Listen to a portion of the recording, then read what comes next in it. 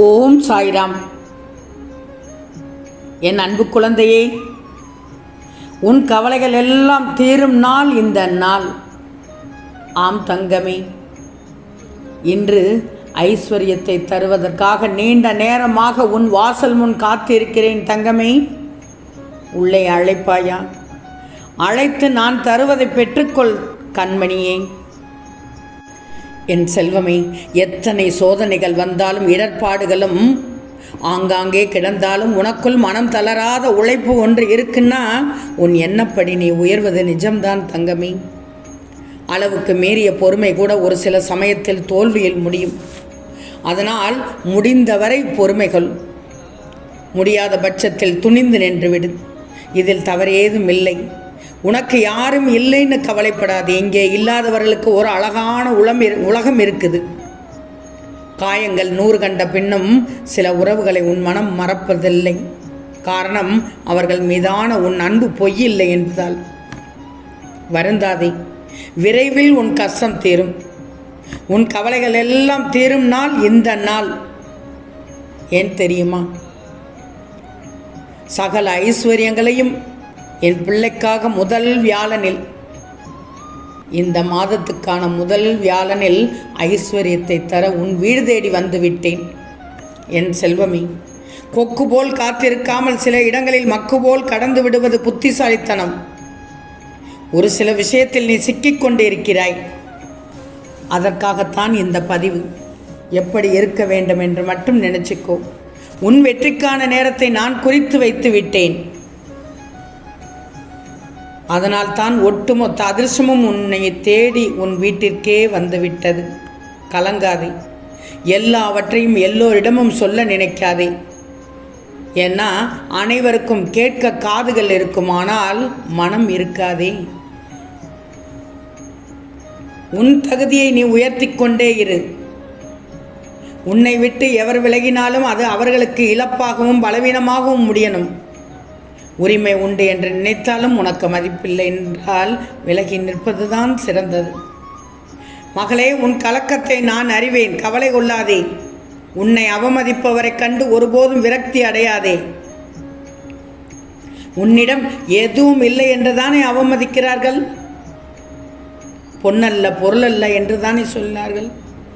உன் அப்பா என் பிள்ளைக்காக ஐஸ்வர்யத்தை தர வந்துவிட்டேன்.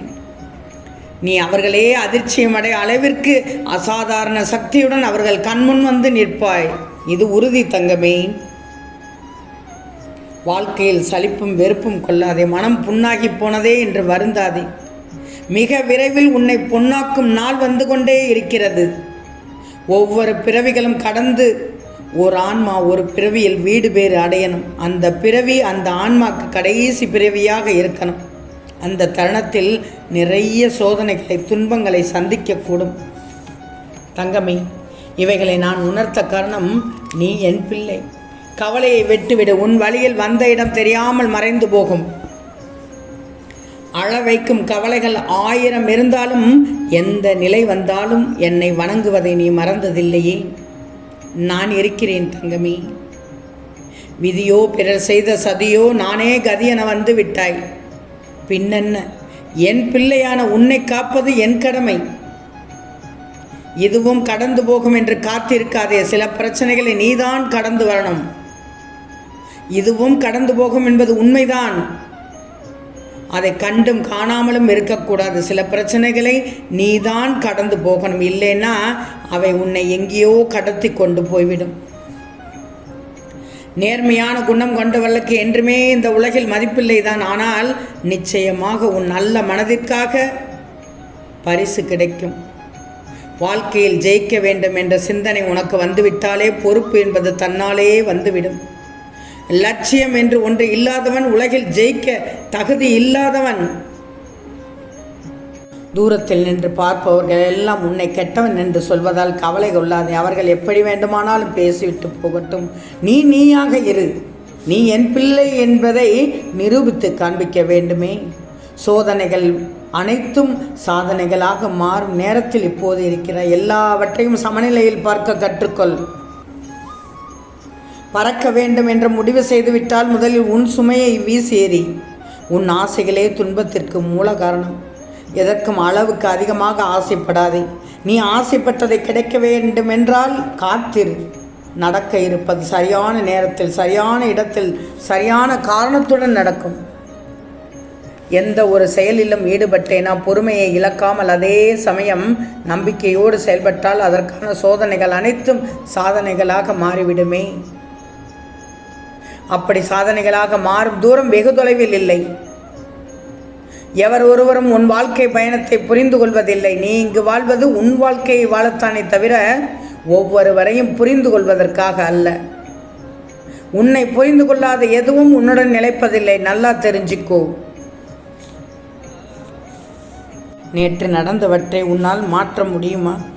நாளை நடப்பதைத்தான் தடுக்க முடியுமா? இன்றைய பொழுதில் இக்கணத்தில் வாழ்வதுதான் சரியான வழி.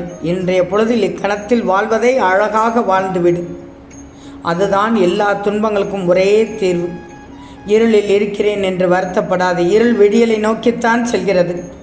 நீ ஆசைப்பட்ட மாதிரி வாழ்க்கை உனக்கு அமைத்து கொடுப்பேன். உன் மனதில் உள்ள பாரங்களை என்னிடம் இறக்கி வைத்துவிடு. இனி நான் பார்த்துக்கிறேன் தங்கமே, தைரியமாக இரு. நீ உன்னுடைய வாழ்க்கையில் நடக்கின்ற அனுபவங்களை எல்லாம் ஏதோ கெடுதல்னு நினைத்து கொண்டிருக்கிறாய். கொஞ்ச நாள் போனதுக்கு அப்புறம்தான் அது எதனால்னு தெரிஞ்சு கொள்கிறாய். அது ஒரு சில நல்ல அனுபவத்தை தருகிறது. அன்னைக்குத்தான் நீ அதை உணர்ந்து கொள்கிறாய், புரிந்து கொள்கிறாய். என்றைக்குமே எல்லோரும் வாழ்க்கை பொறுமையோடையும் கவனத்தோடையும் வாழ்ந்து விட்டோம் என்றால் எந்த செயலையும் எதுவும் செய்ய முடியாது. எந்த செயலாலையும் எதுவும் செய்ய முடியாது. அன்னைக்கு வரைக்கும் நீ கற்றுக்கிட்ட அந்த அனுபவத்தை வச்சு இனி அந்த சங்கடங்கள் ஏற்படாத வகையில் பாதுகாக்கலாமே. அதனால் தான் சொல்கிறேன், என்னைக்கும் எப்போதும் பொறுமையோடு இரு என்று. தங்கமே, உன்னுடைய அனைத்து கேள்விகளுக்கும் பதில் இதோ சொல்ல வந்து விட்டேன். என்னிடம் நேற்று நீ கேட்டாயே, சாயப்பா எனக்கு மட்டும்தான் இப்படி நடக்கின்றதா? மற்றவங்க எல்லாம் சந்தோஷமாக இருக்கிறார்கள், ஆனால் நான் மட்டும் ஏதோ ஒரு வழியை சுமந்து கொண்டிருக்கிறேன். எனக்கு நிம்மதி இல்லை, சிரிப்பு இல்லை, கவலைகள் மட்டும் அதிகமாகிக்கொண்டே இருக்கின்றது என்று புலம்பிக் கொண்டு இருந்தாயே. இதோ என் பதில் தங்கமே. இன்று ஐஸ்வர்யங்களை பெறப்போகிறாய். ஒரு நம்பிக்கையோடு இரு, மகிழ்வோடு காத்திரு. உன்னுடைய அனைத்து பிரார்த்தனைகளும் நிறைவேற்றி தரப்போகிறேன். இது என் வாக்குறுதி என்று அடிக்கடி சொன்னேன் அல்லவா? கவலைப்படாதே, நான் உன்னோடு இருக்கிறேன், உன்னுள் இருக்கின்றேன், உன் கூடவே இருக்கின்றேன் என்று நிச்சயமாக நீ உணர்வாய். நான் தரும் சகல ஐஸ்வர்யங்களையும் பெறுவதற்கு நீ தயாராக இரு. என் மீது பாரத்தை போட்டு விட்டாய்தானே, பின்னென்ன, நீ தைரியமாக இரு. இவ்வளவு காலம் பொறுத்தாயே, இன்னும் சிறிது நேரம் பொறுக்க மாட்டாயா? உன் வீட்டிற்கு சகல ஐஸ்வர்யங்களையும் தந்து என் பிள்ளையை மகிழ்விக்கப் போகிறேன். மெய் சிலிர்த்து நன்றி சொல்ல ஓடோடி வர தயாராக இரு தங்கமே. ஆம் தங்கமே, நிச்சயம் நடக்கும். நல்லது நடக்கும். நல்லது மட்டுமே நடக்கும். அது நன்மையாகவே இருக்கும். ஓம் சாய்ராம்.